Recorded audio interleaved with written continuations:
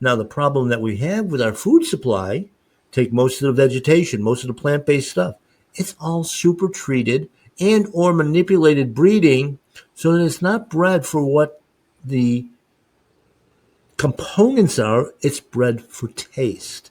And most of that taste is different sugars. Of course, then we're using industrial lubricants called seed oil to eat, never designed to do that.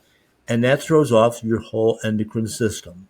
And then, of course, on top of that, we throw in the chemicals that are used on the crops, the glyphosate and all the other desiccants that they use, and especially on grains, and which most of the complex carb superfoods supposedly have been doused with in processing. Now we have, celiac disease, we have, gluten intolerance, all of that. It's not gluten intolerance, it's basically poisoning.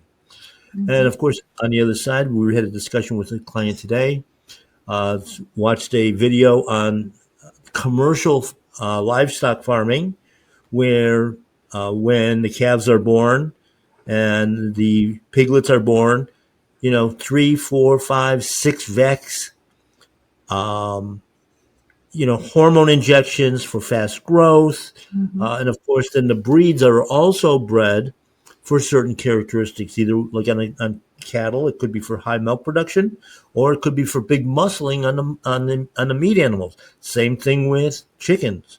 Are they bred for egg production, or are they bred for quick growth with meat? And then, like on the meat chickens, a lot of them, because they grow so fast, their body can't support themselves. They all end up with broken legs because it's you're putting on that fat and not building up the bones.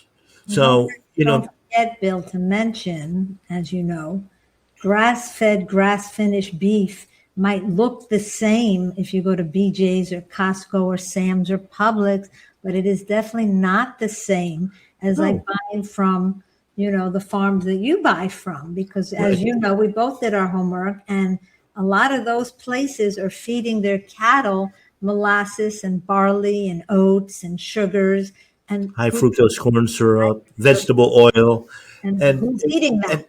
and that we did that. That's a previous show. If anybody wants to look at it, that was on labeling laws and how deceptive that they can be, and how they hide sugar under 35 different names, or all the preservatives, obviously, and the things that aren't on the label are even worse because, like, the chemicals they use to fill a bottle.